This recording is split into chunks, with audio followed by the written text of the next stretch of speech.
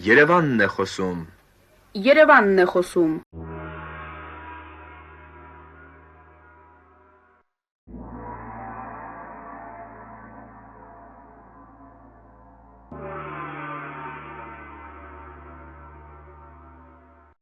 Մենք 6-րդ դասարան ենք, ներկայացնում ենք Մադագասկար երկիրը։ Մադագասկարը պետություն է Աֆրիկայում, նրա մայրաքաղաքը Անտանանարիվուն է, զբաղեցնում է 540,000 կիլոմետր քառակուսի, նաև եղել է Ֆրանսիայում գաղութ և երկար ժամանակ եղել է ֆրանսիական գաղթականների կողմից։ Մադագասկարի բնակչության 47%-ը դավանում է անիմին, 45%-ը դավանում է քրիստոնեություն, հիմնականում կաթոլիկություն, բողոքականություն, 7%-ը դավանում է իսլամ, իսկ մնացյալ 1%-ը այլ կրոններ։ Անտանանարիվայում կառուցվել է հայկական եկեղեցի։ Բնակչություն։ Բնակչության մեծ մասը 91%-ը զբաղեցնում են մադագասկարցիները։ Այլ ազգեր նաև այնտեղ ապրում են, օրինակ ֆրանսիացիներ, արաբներ, հնդիկներ և այլ ազգեր։ Դեռևս 16-րդ դարի սկզբում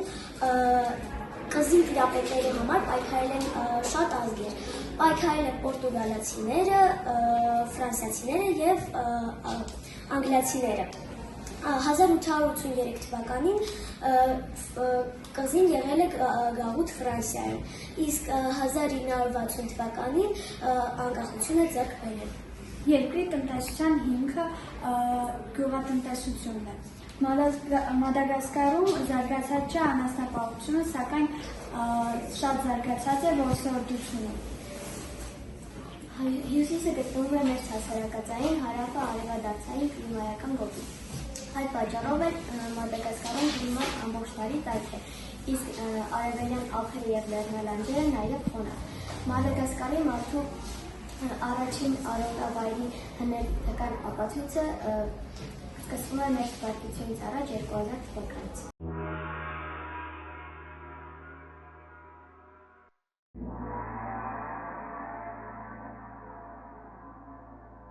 Я представляю 6-5 класс. Давайте узнаем больше об этой удивительной стране. Официальное название государства Япония. Столица ее Токио. Япония — это островное государство, состоит из 4 больших островов и нескольких маленьких островков. Японию омывает Тихий океан, Японское море, Восточно-Китайское море и другие моря. Вот эти страны, которые с ней граничат по морю. Япония ни с кем не граничит по суше, то есть она граничит с некоторыми странами по морю. Граничит с Южной Кореей, Северной Кореей, Китаем, Россией.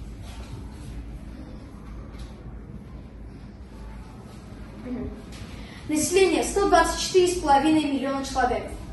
Занимает 11 место по населению в мире. Японцы известные трудоголики. Они очень любят работать. Они могут работать по 16-15 часов без перерыва. Ну, это не совсем так. Они могут работать с маленьким перерывом 10-15 минут. У них есть такие комнаты уже на месте работы. Они идут там отдыхают, а потом возвращаются к работе. Давайте я вам расскажу про религию. Религия – синтоизм, буддизм и маленькое количество христианства – 1,5%. Синтоизм. Син означает божество, а то означает путь. Есть храм синтоизма, то есть они идут в такой красивый храм, окружено большинство количеством деревьев и растений. И прежде чем захождение в этот храм, есть одно маленькое решето, называется тоги. Это решето отделяет обычный мир с божественным миром. Давайте скажу, что такое синтоизм. В синтоизме японцы верят в разные одушевленные и неодушевленные вещи, про их души. Это называется капо. Вот такие ворота, и красивые деревья, и лестницы. Вот. Я уже сказала, что это тоги. После того, как они заходят как они заходят в храм, там они должны увидеть вот такое место, где они омываются, они чистят свои руки, лицо и должны прополоскать свой рот, чтобы чистым войти в храм. Один национальный костюм — это хагама. Это просто такие широкие штаны, которые они одевают поверх кимоно. Сегодня японцы, школьники в Японии одевают такие одежды. Они придерживаются европейского стиля. Японский театр называется кабуки. Пожалуй, самая известная разновидность японского театра. Она зародилась в начале 17 века. Отличительной чертой японского театра является сложный разноцветный грим, нанесенный на лица. И сейчас наша девочка представит настоящий японский традиционный танец.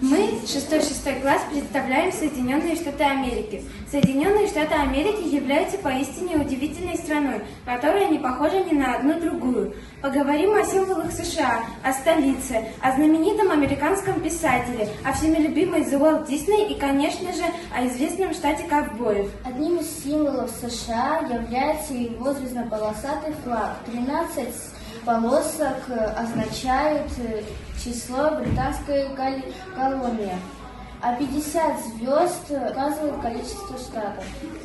Территорию нового города назвали округом Колумбии в честь Христофора Колумба, а саму столицу Вашингтона в честь самого повелителя. Марк Твен, американский писатель. Говори правду, и тогда не придется ничего запоминать. Доброта – это то, что может услышать глухой и увидеть слепой. Самый знаменитый символ Соединенных Штатов Америки появился в Нью-Йорке в 1886 году. Это фигура женщины, держащая в одной руке факел, а в другой табличку с выбитой на ней датой провозглашения независимости страны от Великобритании. 7 лучей на короне статуи обозначают 7 морей и 7 континентов. Кинокомпания The Walt Disney Company была основана в 1923 году, и с тех пор бренд Disney стал крепко ассоциироваться с красочным миром детства. Именно эта компания выпустила коллекцию столь любимых нами мультфильмов. Именно благодаря Disney был основан всемирно известный парк Диснейленд. Азбука Морзе является одним из самых знаменитых способов кодирования сообщений. Создатель морзянки – американский изобретатель Сэмюэл Морзе. Казу – американский народно-музыкальный инструмент. Старейшим вузом США и одним из знаменитых университетов мира является по праву Гарвард в штате Массачусетс. Соединенные Штаты Америки являются исторической родиной небоскребов. Home Insurance Building, первый в мире небоскреб, построен в 1885 году в Чикаго. Штатом на юге Соединенных Штатов Америки, где живут ковбои, является Техас. Он находится на севере Мексики.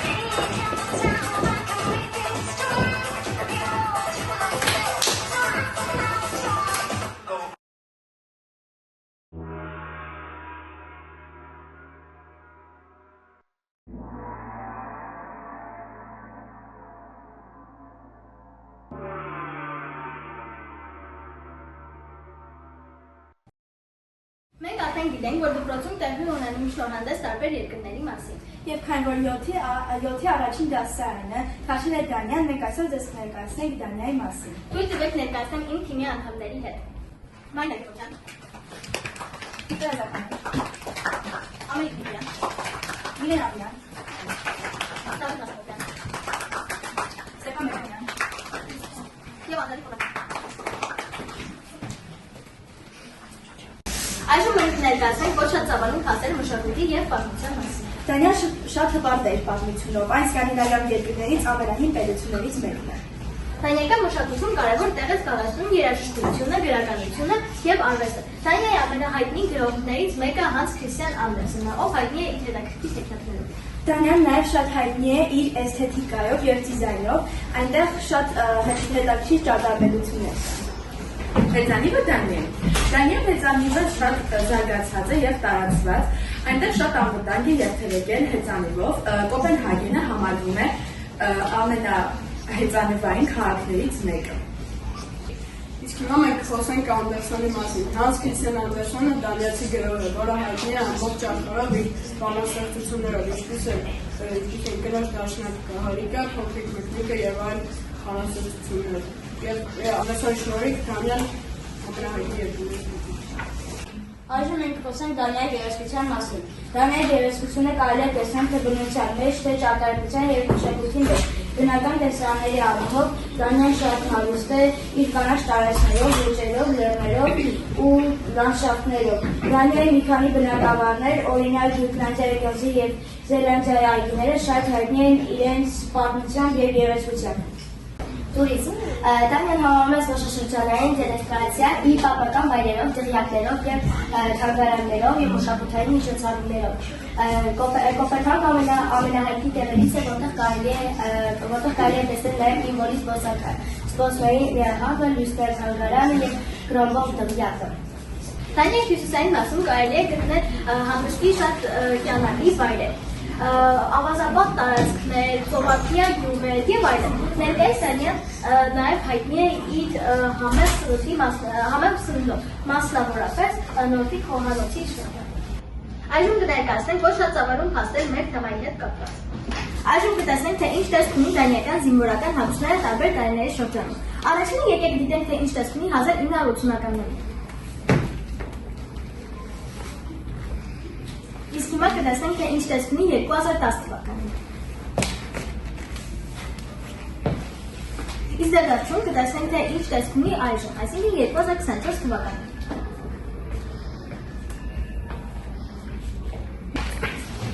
Իսկ դու գիտեք, որ Լեգոն նույնպես դանիական է։ Թե ինչ, Լեգոն ստեղծվել է 1932 թվականին Դանիայում և համարվում է աշխարհի ամենահայտնի խաղալիքներից մեկը։ Հետաքրքիր է այն, որ Լեգո անվանումը եկել է դանիերեն Լեգո արտահայտությունից, որը նշանակում է խաղալը։ Սա թվացկաբլիթները, որոնք որ դանիացիները շատ են օգտագործում, ես շատ եմ սիրում այս ուտեստը։ Հիմա կներկայացնենք դանիական ազգային պար և խնդրում եմ լինեք սիրով, քանի որ այս պարը բեմադրվել է 1 օրում։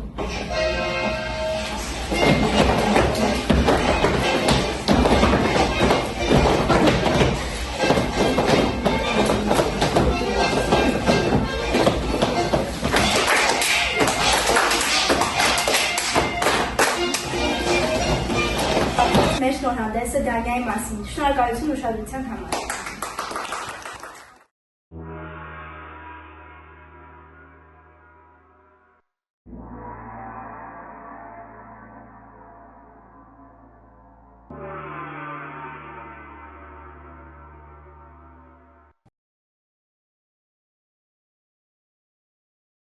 Մենք 7-ի երկրորդ դասարանից ենք և ներկայացնում ենք Ֆրանսիան։ Լուվրը աշխարհի ամենամեծ թանգարաններից մեկն է, որը հնում գործում էր որպես թագավորական պալատ։ Երբերյոն աշտարակը արժանացել է քննադատության որպես թշնամական մետաղական կույտի և այն պետք է քանդվեր 20 տարի անց։ Ազատության արձանը գտնվում է Նյու Յորքում, որը Ֆրանսիայի նվերն էր Ամերիկային։ Կոկո Շանելն ազատեց կանանց կորսետներից և հռչակեց հասարակ, բայց էլեգանտ հագուստ, այդ թվում փոքր սև զգեստը։ Շանելը հայտնագործեց առաջին աբստրակտ բույրը առանց բնական ծաղիկների հստակ հոտի։ Dior-ը ստեղծման առաջին տարում հսկայական հաջողության հասավ, վաճառելով ավելի քան 75,000 հագուստ։ Paris Saint-Germain-ը առաջին ակումբներից է, որը համագործակցել է նորաձևության բրենդների հետ, 2018 թվականին ստորագրելով պայմանագիր Jordan բրենդի հետ, ստանալով յուրահատուկ մարզաշապիկներ։ Շարոն Դեգոլը ասել է. ինչպես կարելի է կառավարել երկիր, որտեղ կա 246 տարբեր տեսակի պանիր։ Ֆրանսիայում օրական վաճառում են ավելի քան 10 միլիոն բագետ, կրուասանը բաղկացած է 100 շերտերից, շամպայնը ծագել է Ֆրանսիայի շամպայն շրջանից։ Մոնմարտր թաղամասը եղել է սիրո և արվեստի կենտրոն, որտեղ ապրել և ստեղծագործել են Պիկասոն, Վան Գոգը և Ռենուարը։ Այնտեղ կարելի է գտնել սիրո պատը, որտեղ ես քեզ սիրում եմ արտահայտությունը գրված է 250 լեզուներով։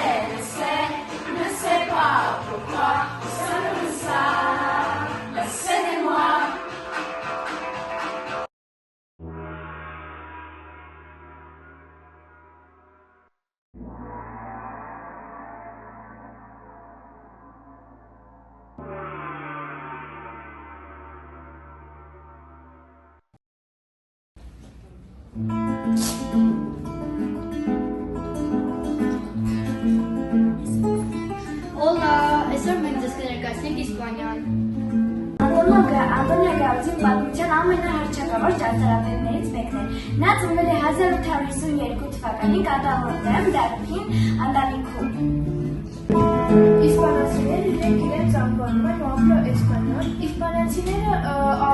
Իսպանացիները առաջացել են թերակղզիի բնակիչներից։ Դրանց պահին հայտնի է, որ աշխարհում կա մոտ 47 միլիոն իսպանացի, որից կեսից շատը ապրում են Իսպանիայում, իսկ մյուս մասը ապրում է Արևելյան Եվրոպայում կամ լատինական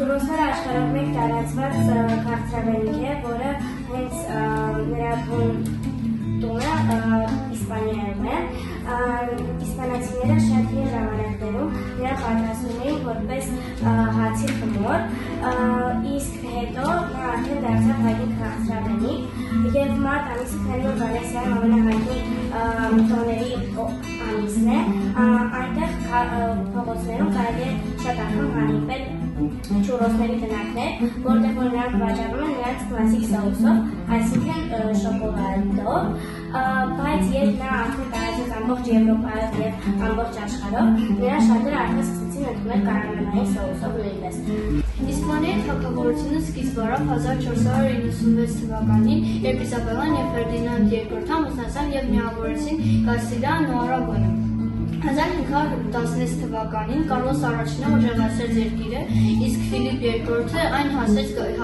հզորացման գագաթնակետին։ 1700 թվականից իշխում էին Բուրբոնների արքայատոմը, իսկ 1935-1975 թվականները Ֆրանկոյի դիկտատուրը։ Իսպանիայում շատ տարածված է ֆուտբոլը, Իսպանիայում կան շատ հզոր համաշխարհային ակումբներ, դրանցից են օրինակ Ռեալ Մադրիդը։ Ռեալ Մադրիդում խաղացել են շատ հռչակավոր ֆուտբոլիստներ, դրանցից են օրինակ Քրիստիանո Ռոնալդո, Ռոբերտո Կարլոսը և Սերգիո Ռամոսը և այլն հզոր ֆուտբոլիստներ։ Եվ նոր սերունդում խաղում են ֆուտբոլ Ռեալ Մադրիդում Կիլիան Մբապեն, Ջուդ Բելինգհամը և Վինիսիուս Ջունիորը։ Եվ նրանք ունեն ընդհանուր 71 տիտղոս։ Բարև ձեզ, ես կպատմեմ ձեզ Բարսելոնա ակումբի մասին։ Բարսելոնայում խաղացել են շատ հանրահայտ ֆուտբոլիստներ, որոնցից է օրինակ ոսկե գնդակ վաստակող Լիոնել Մեսին, Նեյմար Ջունիորը եւ աշխարհի գավաթ վաստակող Անդրեաս Ինիեստան։ Դա 9 սերունդներ, իսկ հիմա ես կասեմ նոր սերունդի մասին։ Նոր սերունդում խաղում են այս պահին Լամին Յամալը, Պեդրի Գոնզալեզը եւ Պաբլո Գավրին։ Նաեւ Բարսելոնան շահել է 77 տիտղոս։ Ֆլամենկոն իսպանական ժողովրդական երաժշտական պարային ոճ է։ Այն առաջացել է Անդալուզիայում։ Ունի 3 բաղկացուցիչ մաս՝ տոկա երաժշտական ուղեկցություն, կանտա երգ, բայլապար։ Սովորաբար ֆլամենկոն վարում է կիթառը, կաստանյետները եւ ռիթմիկ ծափը։ Այս արձանը ֆլամենկո պարուհու վառ կերպարն է։ Ձեռքում պահված են կաստանյետները, իր զգեստը զարդարված է գունավոր խճանկարներով, որը մեզ հիշեցնում է Անտոն Գաուդիի ոճը։ Կիթառը լարային երաժշտական գործիք է, որը ստեղծվել է Դեթրշուսից առաջ 2000-ականներում, սակայն զարգացումները եղել է միջնադարյան Իսպանիայում 19-ից 18-րդ դարերում այն ձևափոխվել է արտաքին դեսքի և հնչողությունը։ 20-րդ դարում ստեղծվել է էլեկտրոկիթառը, որը զարգացած է երիտասարդական երաժշտական կուլտուրայում։ Շնորհակալություն ուշադրության համար։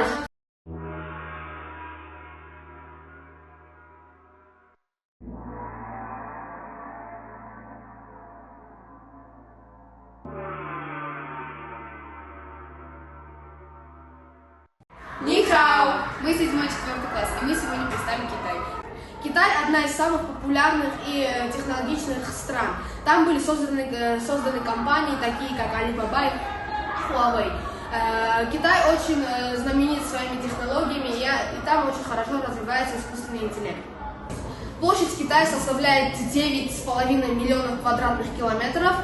Получается, там есть самые продвинутые города, такие как Шанхай и Пекин. Также население Китая составляет 1,4 миллиарда. Это получается, что 150 человек на 1 квадратный километр. Также в Китае есть такие прекрасные животные, такие как панды.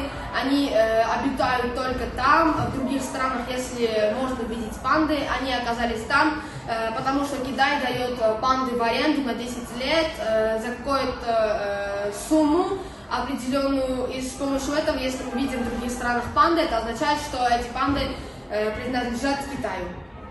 У Китая самая большая армия по населению. Там в армии есть 3,3 миллиона человек, которые в любой момент могут пойти и служить. Столица Китая – Пекин. В Пекине можно ощутить одновременно атмосферу древности и современности. От шумных улиц можно свернуть в уединенные парки и монастыри.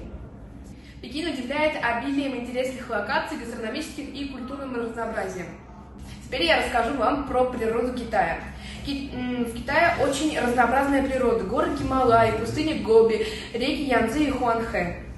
Уникальные животные, такие как панда, сохраняются в заповедниках. Природные красоты, такие как горы Хуаншань, стали символом Китая. Страна бережно сохраняет свою природу.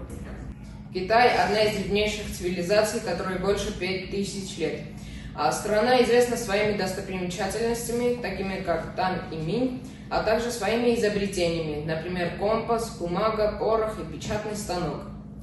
А сегодня страна стала популярной среди туристов.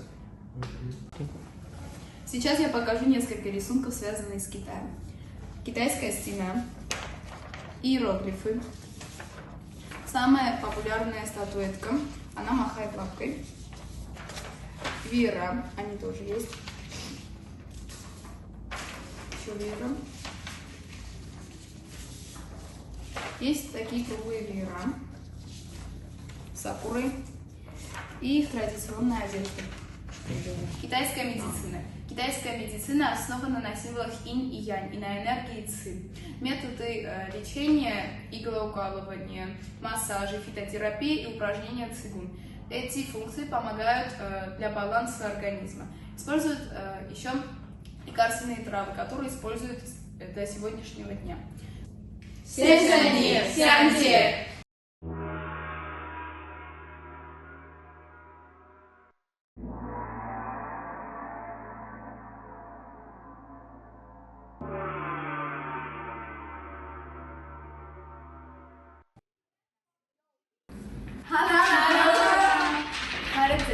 այսօր ներկայացնում ենք Գերմանիան 7-5 դասարանից ենք եւ մի փոքր պատմեմ Գերմանիայի մասին։ Գերմանիայի ամենամեծ քաղաքը, այսինքն մայրաքաղաքը Բեռլինն է, խոսում են գերմաներեն, 57% քրիստոնյա, իսկ 36% անկրոն։ Գերմանիան դաշնային խորհրդական պետություն է, որը արդյունաբերական եւ տնտեսական համաշում է համաշխարհային առաջատար, իսկ հիմա մի փոքր պատմենք Գերմանիայի փաստերի մասին։ Գարեջրը Գերմանիայում երբեմն միայն չեն կալարիչով, ջրից, լուպուլուսից, գարից եւ դրոժից, այլ ձևերով թել խմիչքը գարեջր չի կարող համարվել, նաեւ եթե հախուստը բանտից շատ մեծ հանցագործություն չի, որովհետև եթե մարդը ձգտում է ստանալ ազատություն, նա դրա համար պատիժ չի կարող ստանալ։ Համբուրգեր բառը առաջացել է Գերմանիայի Համբուրգ քաղաքի անունից։ Ֆանտան ստեղծվել է երկրորդ համաշխարհային պատերազմի ժամանակ Գերմանիայում։ Դրա արտադրանքի ստեղծումը պայմանավորված է Կոկա-կոլայի ստեղծման համար օշականի ներմուծման դժվարության հետ։ Շատ սիրված մարմելադե արդյունքների հայրենիքը Գերմանիան է։ Դրանց հեղինակ Հանս Ռիգելն առաջինն էր, որ սկսեց մարմելադե արդյունքների արտադրություն։ Աշխարհի ամենահին պանդոկը 1146 թվականին Ռիգենսբուրգում բացվեց պանդոկ, որը ամենահինն էր աշխարհում, եւ նա աշխատում է մինչ օրս եւ չի պատրաստվում փակվելիս։ Բերլինում այդ կամուրջներ կան, քան Վենետիկում։ Բերլինում կա 960 կամուրջներ։ Գերմանիան աշխարհի ամենախոշոր մեքենաների արտադրողներից մեկն է։ 2011 թվականին վաճառվել է մոտավորապես 6 միլիոն մեքենա։ 2013 թվականին ամենաշատ վաճառող մեքենաներից են Mercedes-ը, BMW-ն եւ Audi-ն։ Այնպես եղումը հիմնադրել են երկու եղբայրները, գերմանացի 10 եղբայրների կողմից ստեղծել են նրանք աշխարհարչակ բրենդ այնպես եղումը։ Գերմանիան օծանելիքի հայրենիքն է։ Այնա առաջին անգամ Քյոլն քաղաքում ստեղծել են Քյոլնի օդեկոլոն։ Գիրակները հանգիստը Գերմանիա։ Գիրակները հանգիստը Գերմանիայում պարտադիր է։ Գիրակները փակ են բոլոր խանութները, բացումների ցուցակարանները եւ կայարանների խանութները։ Ֆուտբոլը ամենասիրված մարզուդետը Գերմանիայում, այնտեղ երեխաները վաղ հանգստությունից սովորում են խաղալ ֆուտբոլ, եւ նույնիսկ եթե երեխաները չեն ուզում սովորել, նրանց պարտադիր պարտադրում են։ Գերմանիայում շատ երկար են ապրում։ Մանավանդ տղամարդիկ ապրում են 78 տարեկան, իսկ կանայք 53 տարեկան։ Գերմանիայի ամենահայտնի կրոնը Դամբուլեն է, մոտ 320,000 հոգի կրում է այդ ազգանունը։ Գերմանիայի Գերմանիայի անձնագիրով ունենում են, նրանք կարող են ունենացել մոտ 170 երկիր առանց վիզայի։ 2014 թվականից Գերմանիայում անցկացվում են անվճար քոլեջներ, որ նույնիսկ օտարերկրացիները կարող են գալ եւ սովորել անվճար այդտեղ։ Ահա մենք վերջացրեցինք, հուսով եմ ձեր դուր եկավ եւ ինչպես ասում են գերմաներեն, ինչ լեբեդիչ, մենք ձեզ սիրում ենք։ Եվ վերջապես Օգեստին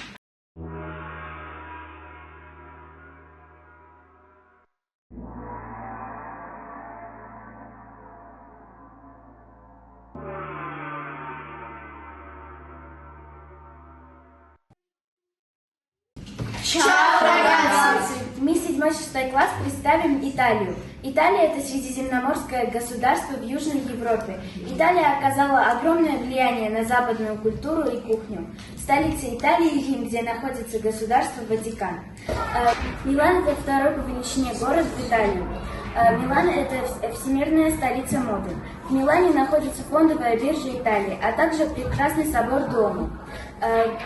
В церкви Санта-Мария-дель-Грация находится известная фреска «Тайная вечеря» Леонардо да Винчи. Флоренция – город, где можно увидеть шедевры эпохи Возрождения. Например, статую Давида работы Микеланджело. Венеция. В Венеции проходит каждый год венецианский карнавал, где одевают маски. В Венеции почти нет дорог. Все движение проходит по каналам. Самый большой из них – Гранд-канал. Неподалеку от Венеции есть остров Святого Лазаря, где жил мухитар Себастийский. История Италии. В первом тысячелетии до нашей эры итальянские племена начали заселять полуостров. Именно они и основали город Рим в 753 году до нашей эры. После этого Рим стал великой державой, захватив Северную Африку, Малую Азию и большую территорию Европы. Но империя держалась именно благодаря рабовладению, ведь именно те народы, которые они захватывали, они отстраивали новые сооружения и амфитеатры. После этого Папская область специально делала войны на территории Италии, чтобы все маленькие государства подчинялись ей. После этого в 1861 году король Сардинии решил начать объединение, после чего уже король Сардинии провозгласил итальянское королевство, объединив все маленькие государства, которые находились на территории Италии. После этого в 1870 году столица была перенесена в Рим. До этого она была во Флоренции. В 24 году до нашей эры Рим стал империей. Первым императором был Август. Империя стала очень большой, включала в себя Азию, Северную Африку и Европу. Они изобрели бетон, еще они строили величественные здания, дороги и мосты. Основным языком был латинский. Римляне ценили очень праздники, спорт и театры. Изначально римляне поклонялись богам Юпитер, Марс и Венере, а позже они начали верить только в христианство. Рим называют вечным городом, так как оно перетерпело войны и разрушения. Самый популярный вид спорта в Италии – это футбол. Кальцио Спорико на итальянском – это первая ранняя версия футбола, которая была основана в VI веке во Флоренции. В Италии огромное внимание уделяет кухне. Такие блюда, как пицца, паста или такие напитки, как кофе, пришли прямиком из Италии. Например, пицца получила свою популярность из-за необычной формы. Можно сказать, что это просто ошибка приготовки, и поэтому у нее такая форма. Паста также очень популярна в Италии. У итальянцев есть более 500 видов пасты, но даже сами коренные итальянцы не могут запомнить все. Кофе. Кофе тоже прямиком из Италии. Например, капучино, кофе с молоком или раф.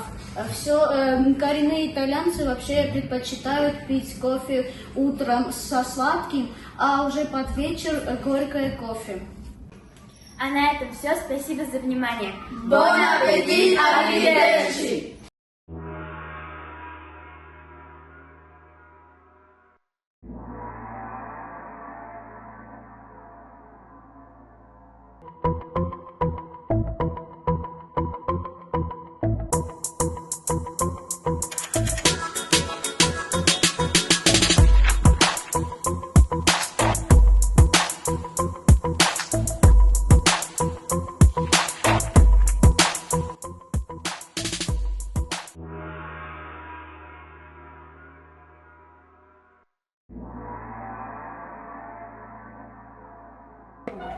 Այժմ 81-րդ դասարանի զրուցակցության է ներկայացնում մարզիներ թեման։ Հարգելի հյուրեր և զբոսաշրջիկներ, այժմ կճամփորդենք մարզիներով։ Մարզիները փոքր երկիր է Հնդկաստանի և Շրի Լանկայի հարավ-արևմուտքում։ Միջին կլիման 30 աստիճան է, իսկ տեղումները 2100 մմ։ 1988 թվականին պորտուգալացիները զավթել էին մարզիները, սակայն 1973 թվականին վտարվեցին այնտեղից։ 1973 թվականին Մեծ Բրիտանիան հաստատվեց մարզիներում, իսկ հետո մարզիները դարձավ բրիտանական պրոտեկտորատը։ Իսկ այժմ հետո 1965 թվականին մարզիները դարձավ ազատ կրոն, իսկ հետո արդեն 1968 թվականին մտավ ՄԱԿ-ի մեջ։ Մարզիների հիմնական լեզու մալդիվներն է, որը եվրոպական լեզվաընտանիքի արևելյան ճյուղն է պատկանում։ Մալդիվների կրթված ժողովուրդը խոսում է անգլերեն և արաբերեն, մալդիվները հաճախ պատմում են անգլերենի և արաբերենի հետ։ Կղզում չկա ոչ մի կետ կամ լիճ, բացի գեղեցիկ լողափներից և ծովափներից կան նաև արհեստական կղզիներ, որոնց վրա օրական 400 տոննա աղբետ հավվում։ Աղբի մեծամասնությունը պլաստմասե շշերներ են, որոնք ալիքների և քամու օգնությամբ ընկնում են օվկիանոսի մեջ։ Խաղաղությունների հիանալի պայմաններ են ստեղծում տրոպիկական կորալների համար, որտեղ կան 900-ից ավել կորալներ և ձկների տեսակներ։ Մալեն համարվում է աշխարհի ամենափոքր մայրաքաղաքը, որի երկարությունը 2 կիլոմետր է, իսկ լայնությունը 1 կիլոմետր։ Մալդիվներում խստորեն արգելվում է դուրս բերել ջրից կամ վնասել կորալները։ Մալդիվների մեծ մասը մահմեդականներ են, նրանք պաշտում են սուննի իսլամին, մահմեդականությունը որպես պետական կրոն ընդունվել է 12-րդ դարում։ Մալդիվների ավանդական ծաղրերը պատրաստվում են կոկոսից և մարգարիտներից, նաև հարավ-արևելյան մասում գտնվող ոսկուց և արծաթից։ Մալդիվների մեծ մասը նաև հագնում են բնական տարրեր, համեմատելով ժառանգությունների հետ։ Մալդիվյան կղզիների ավանդական խոհանոցը հիմնականում բաղկացած է ծովամթերքից, կոկոսի և տեղական խոտաբույսերից։ Մալդիվները հարուստ են տեղական ծովային ուտեստներով, որոնք օգտագործում են տեղական մթերքներով։ Նրանց ուտելիքներից է մալդիվյան կարմիր կծու կարկանդակները, ձկները, կոկոսը և մրգերը։ Մալդիվները նաև հարուստ են ավանդական ժառանգական երաժշտությամբ, որտեղ համադրվում է բոդուկի երաժշտական երգերի միջև, այն ունի հատուկ արարողություն տոնական ազգային տոների և կրոնական արարողությունների ժամանակ։ Մալդիվները առաջարկում են ոչ միայն ռեստորաններ, այլ նաև զվարճանքի վայրեր, որոնցից մի քանիսը մենք հիմա ձեզ ցույց կտանք։ Սուզում և լովկորսետում, Ծիծապտղրայիներում զբոսանք, Հինգաստանի ռայզոտների պահպողակներ, Մալդիվյան նավարկություններ, զվարճալի ջրային սպորտեր, ակվարիում և ծովային այգիներ, Մալդիվյան մարգարիտների շուկա։ Շրջագայություն Մալդիվներով։ Շարժվեց։ Չէ, մի հատ չէ։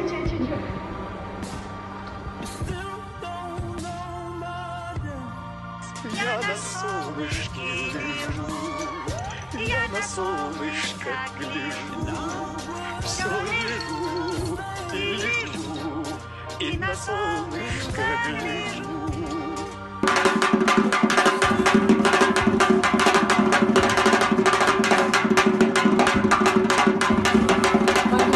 Ներկայացնում 1-րդ դասարանի Մարտիրոսյան Մարիա, Ազարյան Հայկը, Նավոյան Մարիանն է, Հարության Արման, Մազմանյան Միլանը։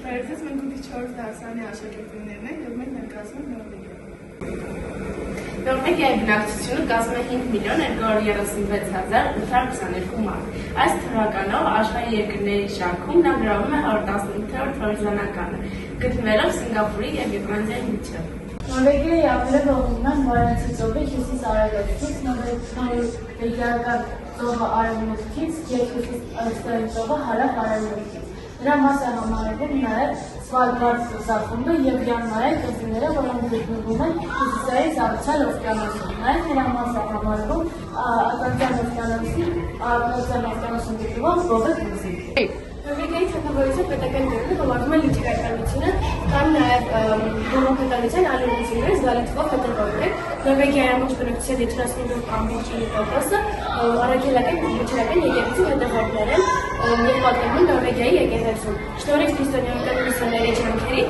Նորվեգիայում հայտնվել քրիստոնյաներ։ Նորվեգիան զբաղեցրել է աշխարհի թիվ 1 երկիրը 2014 թվականին ըստ հարստության և բարեկեցության ցուցանիշներին։ Նորվեգիայում է գտնվում աշխարհի ամենաերկար թունելը 24.5 կիլոմետր, այն կոչվում է Լայրդան։ Նորվեգիան ունի միայն մարդաբնակ Սառցյալ կղզի, որը գտնվում է Աֆրիկայի և Ատլանտիկի մեջտեղ։ Նորվեգիան անդրադառնում ընդհանրապես չկա, քանի որ նորվեգացիները նախընտրում են գնալ այլ ուրիշ երկրներից, որոնք չեն հաղում իրենց էկոլոգիայով։ Բոլոր նորվեգացիները տիրապետում են ամենակիչը երկու լեզու՝ նորվեգերեն և անգլերեն։ Մեր սեղանի ներկայացված են տարբեր քաղցրավենիքներ, օրինակ նորվեգական վաֆլիները, նորվեգական դիչեյաները և այլ քաղցրավենիքներ։ Ձեր մոտ հարց կառաջանա, թե ինչու են 4 ծաղիկներ մեր սեղանի վրա։ Ասեմ, որ Նորվեգիայում միշտ դնում են 4 հատ ծաղիկ։ Ամեն սեղանի։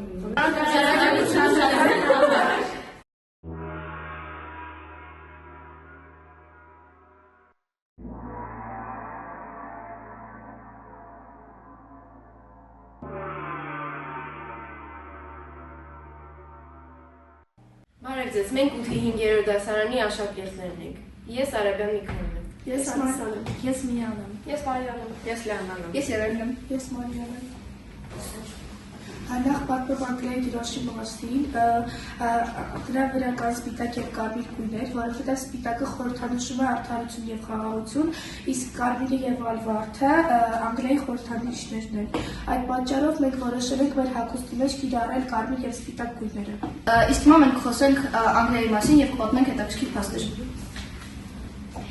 Անգլիայի ազգական կենտրոնն առյուծն է։ Հին Անգլիայում մարդիկ թշնամին վախեցնելու համար մտածում էին, որ վարված սոխը կարող է նրանց վախեցնել։ Անգլիայի ամենամեծ ընտանիքը կազմված է 35 անդամներից, երկու զույգը ունեցել է 33 երեխա, և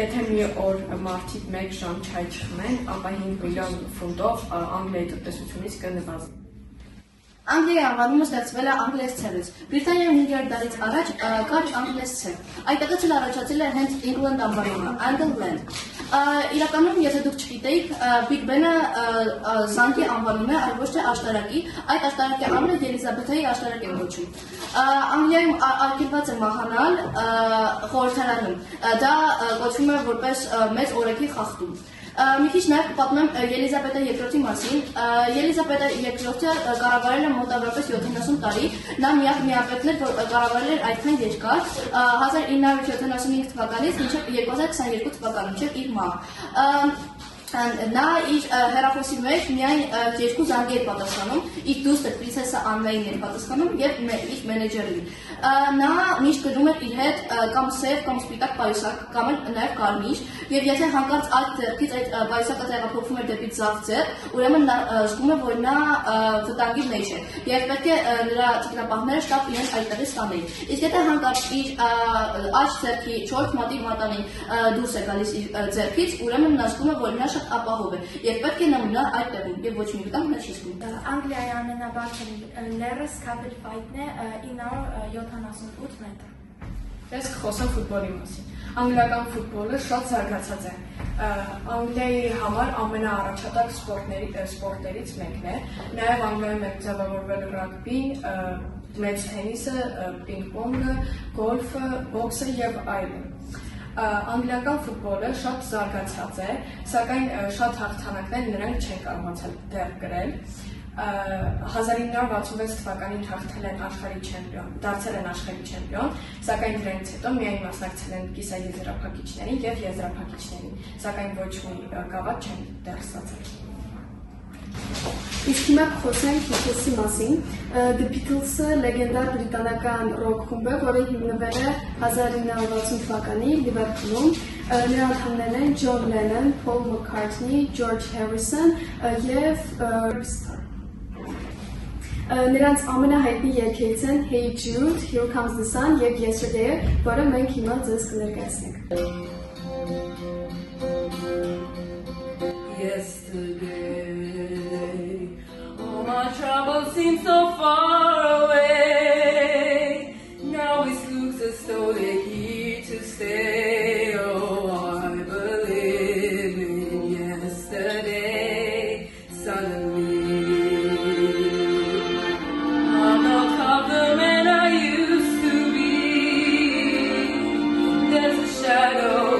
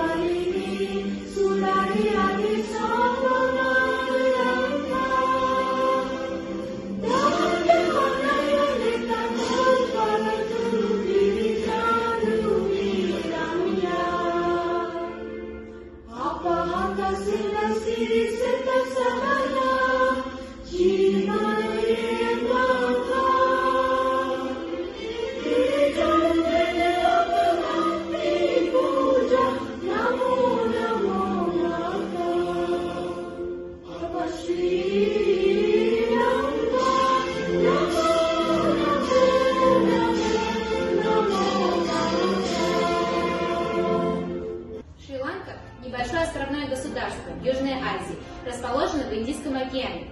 Оно славится своей древней историей, культурой и природой.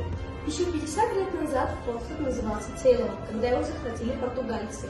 Свободу он обрел лишь в 1948 году, а имя вернули в 1972 году. В сказочной, колоритной Шри-Ланке есть все, чтобы сюда стремились тысячи путешественников. Остров очаровывает своим вечным солнцем, ласковым Индийским океаном, разнообразными ландшафтами и уникальными историческими местностями. Расположена недалеко от экватора, что делает ее удобной точкой для астрономических наблюдений. Однако она не имеет прямой связи к центру Земли, но благодаря ее расположению и влиянию Артура Кларка Шри-Ланка ассоциируется с астрономическими и космическими проектами. Рассказали вам об Артуре Кларке? Ну что же нам? Артур Кларк – знаменитый писатель-фантаст, который был очень важен в популяризации Шри-Ланки. Он сделал его своим домом и местом для вдохновления. Вот ключевые моменты. В Шри-Ланке находится дом фантастика, где он жил и работал, и также хранил свои награды. Дом находится в столице Шри-Ланки Коломбо. Находилась его личная библиотека. Коллекция артефактов, связанных с подводным миром. Кларк увлекался дайвингом. Лев – национальный символ Шри-Ланки. Он изображен на флаге в середине, где держит в правой руке меч. Это символизирует смелость и независимость. Цейлонский чай. Чай является одним из самых главных символов Шри-Ланки.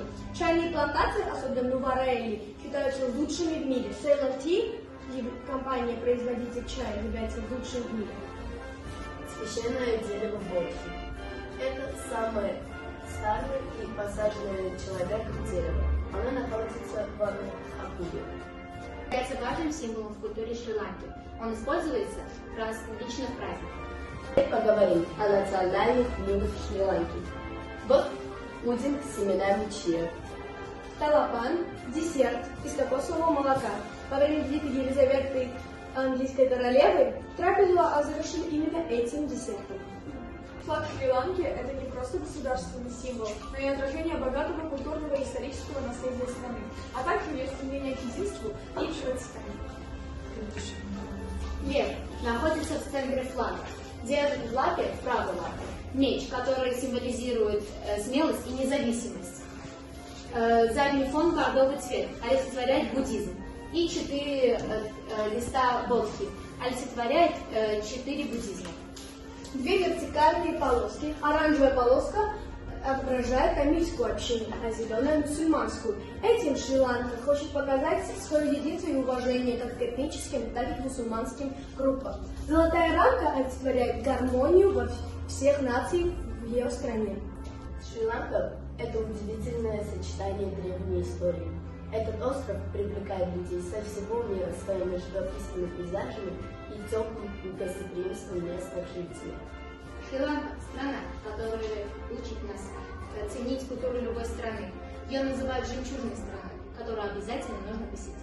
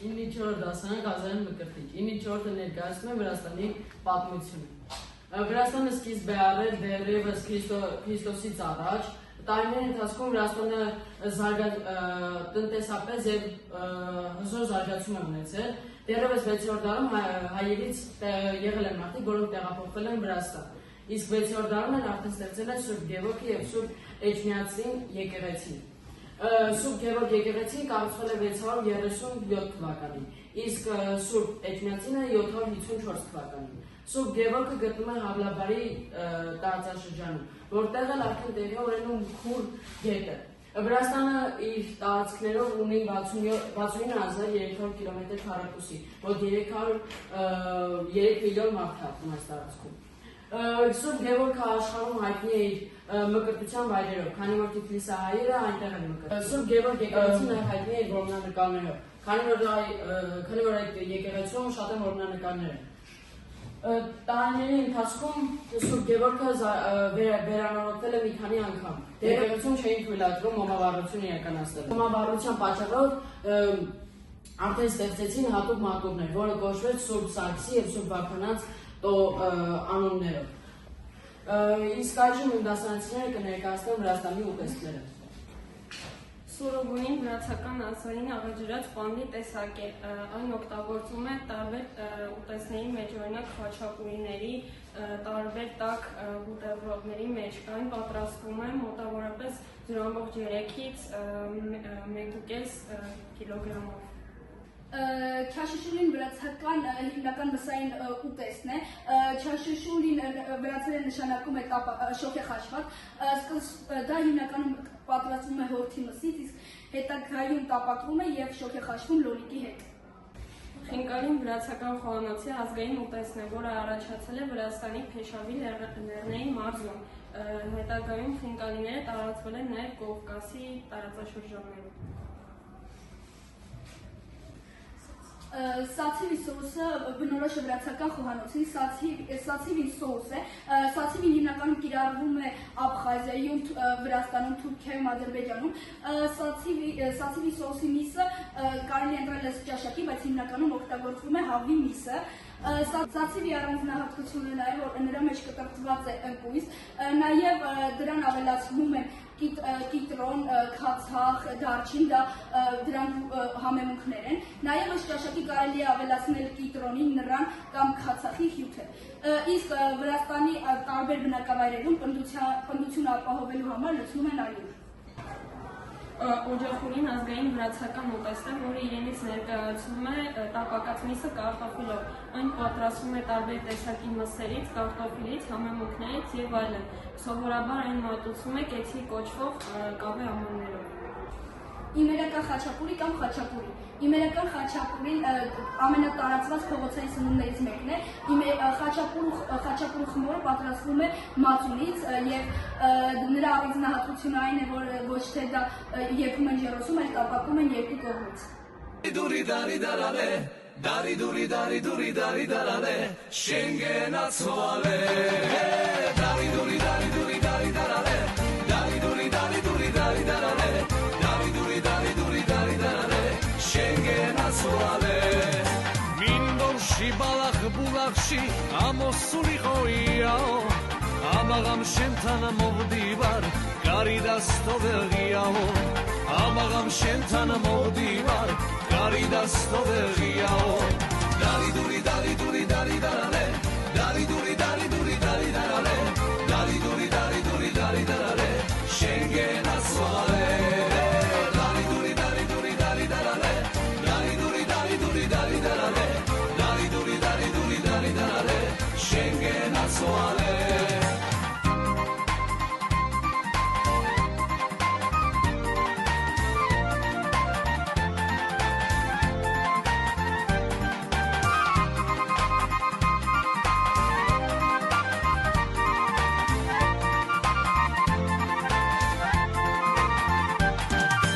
Սացագիყვանո քալao, ռոմելին խարես ջոբիա, աբաստումանի բախմարով, Թբիլիսի ყველաս ջոբիա, աբաստումանի բախմարով, Թբիլիսի ყველաս ջոբիա, դարի դուրի դարի դուրի դարի դարալե, դարի դուրի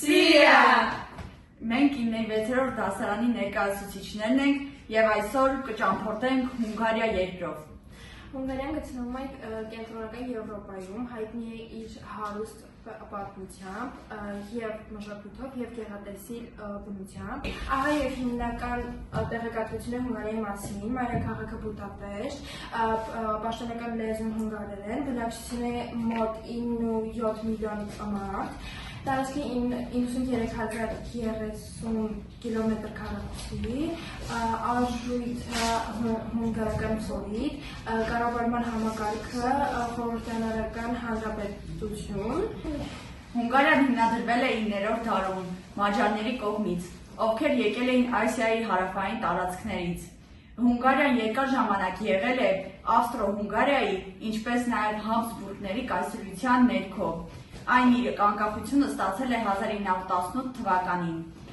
Բուդապեշտը Հունգարիայի ճարտարապետական եւ մշակութային քաղաքներից մեկն է, որը հիմնվել է 1873 թվականին, Դանուբ գետի վրա գտնվող 3 քաղաքները միանալով՝ Հին Բուդան, Բուդան եւ Պեշտը։ Տուրիստական կենտրոններին են դաշվում խոշորագույն բալետանի լիճը, որը այնձև անվանում են հունգարական ծով, ինչպես նաև Հևիզի լիճը, որը գտնվում է հանգած-հրաբխի հարևանությամբ։ Հունգարիայի տարածքներում են գտնվում ավելի քան 5,000 ջերմային աղբյուրներ, որոնք որով էլ բացատրվում է այնտեղի առողջարանների առկայությունը։ Քաղաքի համարվում էգերը, որը հայտնի է իր գինու գործարաններով եւ ամրոցներով, իսկ Հորտոբաջի ազգային պարկը եւ Ակտելեկի քարանձավները ընդգրկվում են ՅՈՒՆԵՍԿՕ-ի ժառանգական ցանկում։ Պատմական տարածքները նաև համարվում Բուդայի ամրոցը, Ձկնորսական բաստիոնը եւ այլ տեսարժան վայրեր։ Հունգարացիները շատ են սիրում պարել, նրանց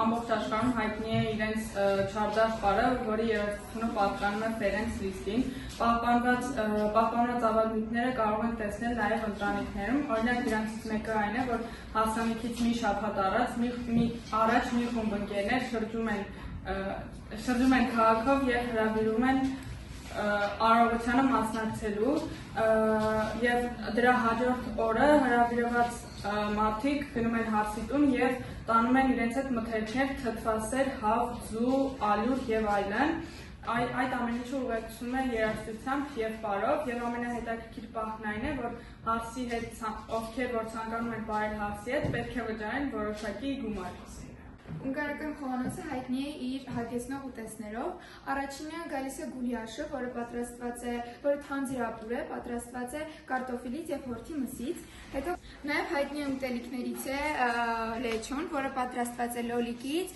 սխտորից, պղպեղից եւ սոխից։ Նա մատուցվում է որպես հիմնական ուտեստ, բայց նաեւ մատուցում են որպես երկրորդային, այսինքն մսային կամ բուսական ինչ-որ ուտեստների հետ։ Անցնենք քաղցրավենիքներին, առաջինը դոբոշ տորթն է, նա շոկոլադային շերտերով տորթ է, պատված է կարամելային շերտով։ Երկրորդ ամենահայտնի քաղցրավենիքը Էստերհազին է, որը շոկոլադե տորթ է, պատրաստված նուշի ալուրից, անվանվել է ի պատիվ հայտնի դիվանագետ Էստերհազի։